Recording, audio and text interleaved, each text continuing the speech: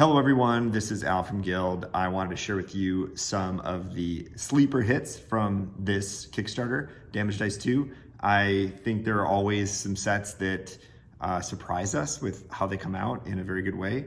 Some that I wasn't as excited about as others that ended up really making my day when I saw the actual final dice.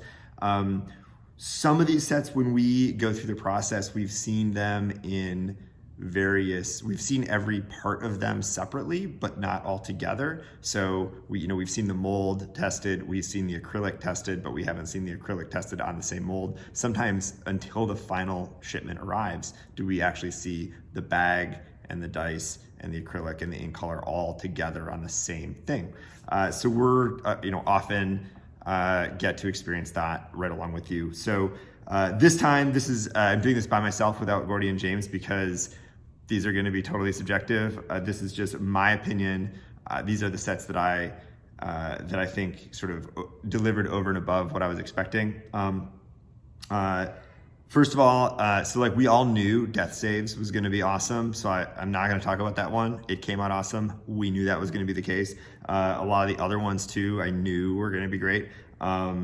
So this first one, Portent, is amazing. I realize that this is only going to come up for like 7 people who play Divination Wizards, but it is a subclass dice and a subclass of a class that has, 67 subclasses to it. But if you are playing a Divination Wizard, these things are amazing.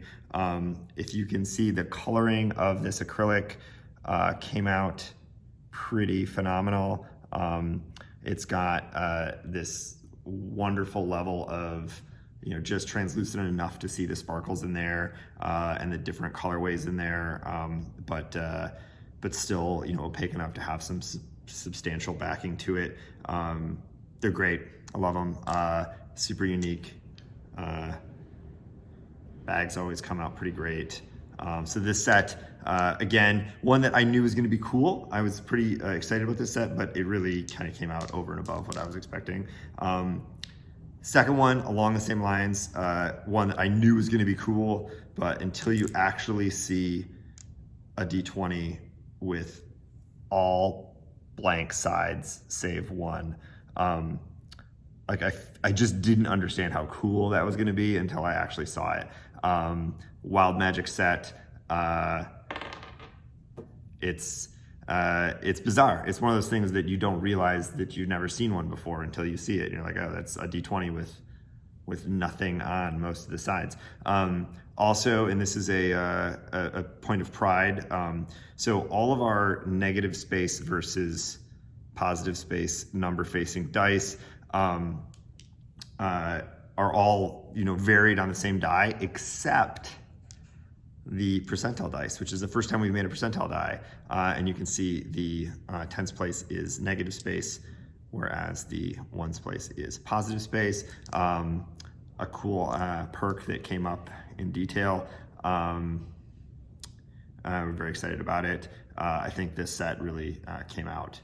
Again, one that I knew was going to be cool and I was excited about, but it really, I just didn't comprehend how cool it was going to be until I saw it.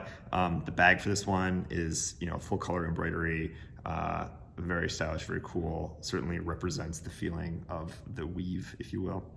And finally, and this is the one that was my least favorite set going into this. I thought, the renders just didn't do it for me. It was one of our bonus sets, so we had only seen renders during the campaign. It was the top chosen set, which also blew my mind again, because I didn't think it was going to be that cool.